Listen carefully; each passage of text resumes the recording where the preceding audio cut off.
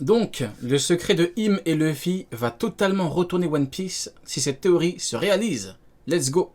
Vous avez donc bien compris en intro. Ouais, Goji. Uranus. En tout cas, c'est la théorie. Avant d'aller plus loin, j'aimerais juste clarifier pourquoi je pense qu'Im est une femme, histoire de ne pas hésiter à dire il ou elle durant toute la vidéo. À l'origine, c'était simplement un pressentiment. Dans ses réactions, ses positions, je me suis dit que ce personnage avait un comportement assez féminin. Ouais, pareil, ouais. Pour moi, je disais pareil. Je continue à dire elle, en tout cas jusqu'à ce qu'on me prouve le contraire, jusqu'à ce qu'on me montre que Im est un homme. Voilà, parce que visuellement, j'ai tout de même l'impression d'avoir affaire à une femme. Et que par conséquent, Ouais, je resterai Goji. sur cette a priori jusqu'à la révélation finale. Ouais, et pareil. quand j'ai fait quelques recherches autour des symboles d'Im, notamment le papillon, j'ai découvert qu'au Japon, ce dernier était l'emblème de la femme et de la longévité. Mais écoutez, ça tombe bien. On dit elle, le symbole de la femme et de la longévité, c'est le papillon. Im égale papillon. Voilà. Tina is One Piece, incroyable. Mais ça, on y reviendra après. Donc cet élément, plus le sentiment que j'avais qu'Im était une femme, il m'en fait. Par contre, attention Goji, hein, parce que si Urat tombe sur ta vidéo, il y a moyen que tu la retrouves sur sa chaîne dans pas longtemps. Allez, pas plus. Donc voilà, dans cette vidéo, Im Oh, sera une femme pas et elle le mal. restera jusqu'à ce qu'Oda décide ou non de contredire cette idée. Maintenant, parlons de son lien avec l'arme antique Uranus. Pour comprendre l'origine de mon raisonnement, il faut commencer à gratter au niveau de la mythologie de notre monde. Déclarée comme l'une des 3 armes antiques portant le nom de Dieu, d'après Neptune au chapitre 650, Uranus reste cependant un véritable mystère pour nous puisque ce chapitre a été le seul où elle fut mentionnée. Oui, sur 1053 chapitres à l'heure actuelle, sur 25 ans d'écriture et de Ah, le fameux chapitre 1053 qui a fait couler beaucoup d'encre. Le chapitre de notre cher ami Mitroglou, l'homme forêt. parution, Uranus n'a été mentionné qu'une seule et unique fois, et après ça, que chi, silence radio. Pour autant, comment Effectivement. l'ignorer? Les armes antiques font partie des mystères majeurs de l'œuvre. Ce sont elles qui ont introduit, en partie, le siècle oublié pour la première fois lorsque Pluton a été mentionné par Crocodile. Pluton, un navire Non, me dites pas qu'il a mis Fukurokujo. Non, Goji. Derrière Uranus, s'il te plaît, t'as pas mis Fukurokujo. Non. Non, Goji, s'il te plaît, dis-moi. Dis-moi pas que t'as mis Fukurokujo. Si c'est ça, t'es un monstre. Si t'as mis Fukurokujo, t'es un monstre. Je crois le reconnaître parce que le combat Fukurokujo contre Raizo, je l'ai vu beaucoup de fois. Je l'ai lu beaucoup de fois le combat. Je peux vous garantir que j'ai lu beaucoup de fois parce que j'aime bien le combat. Comment ils se sont pétés, j'aime bien. Mais j'ai l'impression que c'est Fukurokujo. cependant un véritable mystère pour nous puisque ce chapitre 25 ans ça que chi, silence radio. Pour autant, comment l'ignorer? Les armes antiques font partie des mystères majeurs de l'œuvre. Ce sont elles qui ont introduit Les fameuses armes antiques qui peuvent bien évidemment détruire le monde, hein, parce que Barbe Blanche peut détruire le monde, les armes antiques peuvent détruire le monde, il y a plein de trucs qui peuvent détruire le monde, bien évidemment. en partie le siècle oublié pour la première le fois flow. lorsque Pluton a été mentionné par Crocodile. Pluton, un navire de guerre capable de détruire une île entière dévoilée il y a plus de 20 ans, reste aujourd'hui presque toujours autant énigmatique bien qu'une révélation a eu lieu à son sujet récemment, son emplacement sur Wano Kuni. Par la suite, c'est Poséidon qui aura par contre largement son moment de gloire puisqu'elle devient la première arme antique révélée physiquement sous l'apparence de Shirahoshi, la princesse sirène.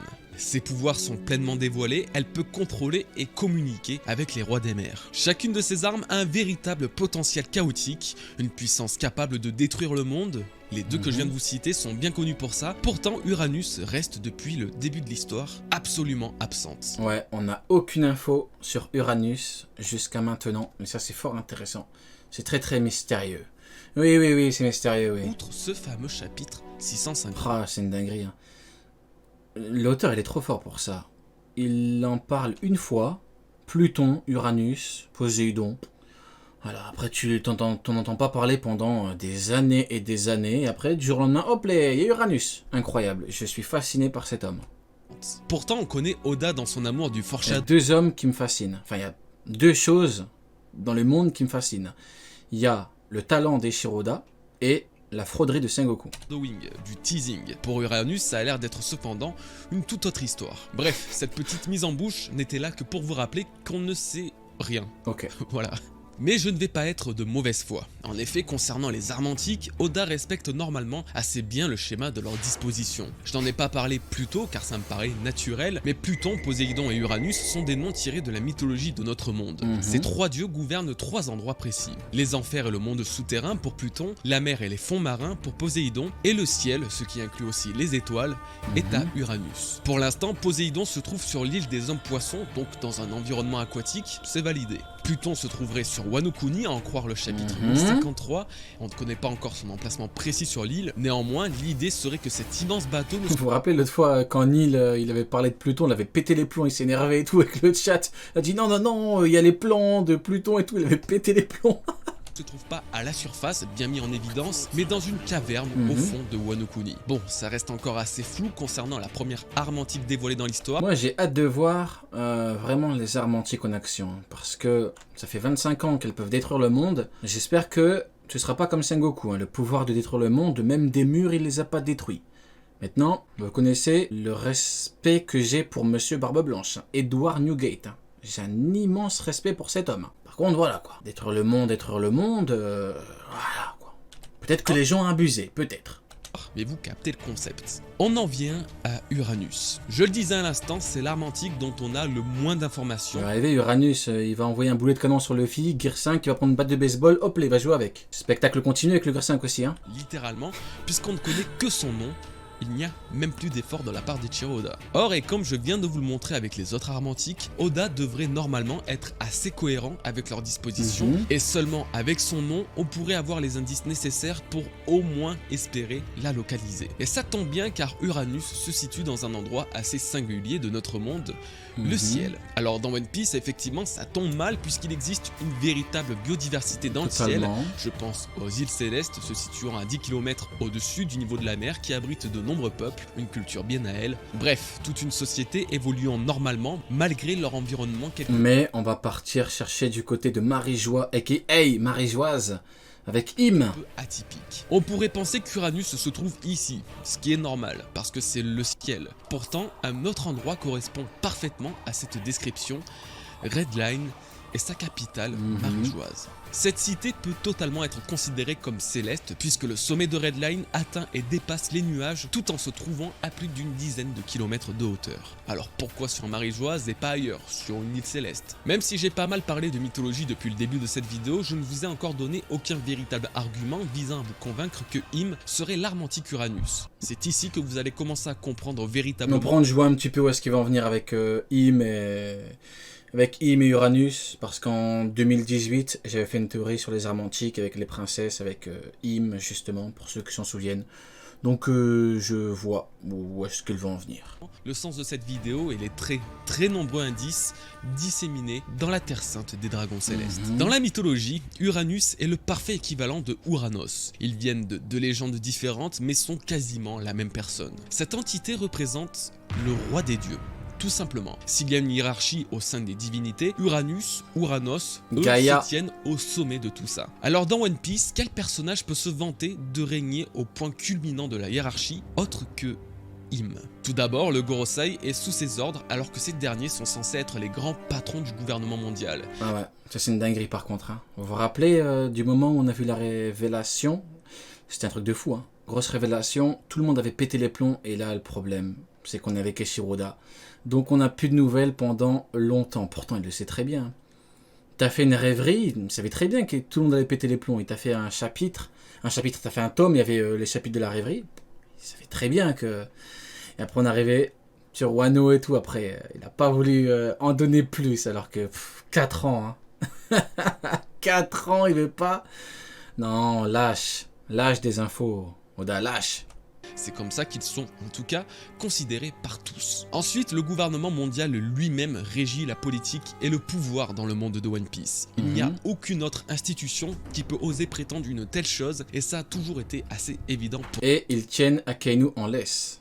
Et pour finir, tout simplement, Im s'assoit sur le trône vacant. Ça, c'est la goutte d'eau qui fait déborder le vase. Au chapitre 907, il est très clairement expliqué que ce trône représente le pouvoir ultime du monde. Il est tellement mystérieux. Hein. Un trône, genre...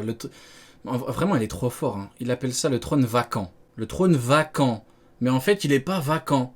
Genre, c'est une dinguerie. Vous avez déjà vu ça dans votre vie, vous? C'est un trône vacant, mais il est pas vacant. Il est trop fort. Il doit rester Ceux qui tiennent Akainu en laisse sont tenus en laisse. Oh, Inception. Oh, pas mal. vide car il ne peut Effectivement. y avoir un seul Et qui tient Im en laisse? Sengoku, souverain le Big Mastermind. pour gouverner le monde entier. Big up S'asseoir sur Konkuro. ce trône symbolise le pouvoir Big up Konkuro.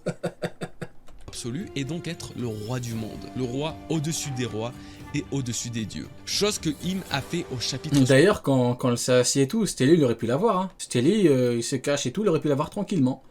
Dinguerie, hein. Et dire que Sengoku la tient en laisse, hein. suivant, prouvant que personne ne se trouve au sommet d'elle en Et si Goji, il y a Sengoku au-dessus. termes d'importance, d'influence, de puissance et de pouvoir. Vous voyez sans doute où je veux en venir, l'image d'Uranus commence à se dessiner sous nos yeux. Dans la cité des dieux se cacherait la dernière arme antique Oh. que l'on recherche. Ensuite, il faut savoir que le dieu Uranus résidait dans un endroit particulier, au sommet d'une montagne pour y observer les étoiles. J'avoue, Im, elle est tellement inexistante que quand on s'assoit sur un trône, on dit qu'il est vacant.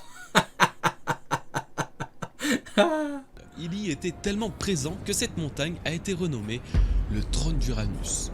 Le trône d'Uranus. Tiens, tiens, tiens. Forcément, comment ne pas penser à Im, elle qui s'assoit sur le seul trône de la plus haute montagne au monde et qui a à C'est pas dans Shrek où on dit la plus haute tour de la plus haute nanana. Je sais plus c'est quoi. C'est quoi déjà? La plus haute chambre de la plus haute tour. C'est comme Im là. Le plus haut trône tenu par Sengoku. son commandement. Qu'est-ce que je le raconte, Gorosei. Sengoku? Oui, le Gorosei, Faut arrêter avec Sengoku, hein, il va tous nous rendre fous. Hein. aussi appelé les doyens ou même le Conseil des Cinq. Ironiquement, leur nom en japonais cache une autre signification et se nomme le Conseil des Cinq Étoiles. Ce que je suis donc en train de vous Étoiles. dire, c'est que Im possède le trône dans le ciel, au-dessus d'une montagne, et commande les 5 étoiles, tout en étant la reine absolue du monde. Et que Uranus, dans la mythologie, vivait sur une montagne avec un trône à son nom, tout en étant le dieu du ciel et des étoiles, en ayant également comme titre le roi des dieux. Le roi des dieux. Pas besoin d'être pour ou contre cette théorie pour avouer que les similitudes sont plus que frappantes. Depuis que j'ai fait toutes ces recherches et toutes ces découvertes fructueuses, je me suis quand même dit une chose, c'est peut-être qu'un coup de chance. Qu'en est-il alors des autres dieux du ciel dans les autres mythologies? Je suis alors remonté jusqu'à la source même des contes mythiques de notre monde, son berceau créateur, la mythologie mésopotamienne. La mythologie mésopotamienne. C'est la plus ancienne des mythologies écrites et il y a de fortes chances qu'elle ait inspiré profondément toutes les autres, expliquant ainsi les nombreuses similitudes entre chacune d'elles. Dans le chat, il y a un mec qui a écrit foutu mythologie mésopotamienne. Oh putain. Et vous allez vous en rendre compte tout de suite avec le dieu du ciel de cette Oh misère de misère. mythologie et à quel point il correspond à la perfection à notre mystérieuse Im et son hypothétique statut d'arme antique.